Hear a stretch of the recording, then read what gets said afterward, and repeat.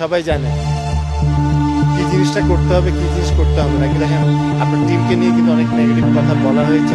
আলহামদুলিল্লাহ, দারুণ সুখবর। ডাক্তার ইউনূসের কঠিন সিদ্ধান্তে বাংলাদেশ ক্রিকেট বোর্ডের বিসিবির সভাপতির দায়িত্ব পরিচালনা করবে এখন থেকে আকরাম খান।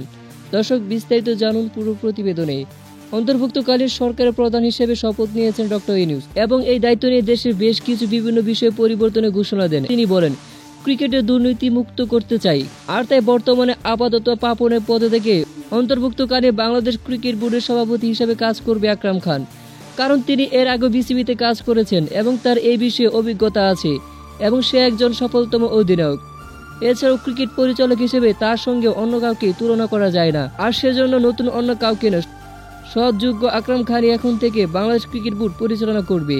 তো দর্শক, ডাক্তার ইউনূসের এমন সিদ্ধান্তে আপনাদের কি মতামত তা অবশ্যই জানিয়ে দিন আমাদের ভিডিওর কমেন্ট বক্সে। ধন্যবাদ।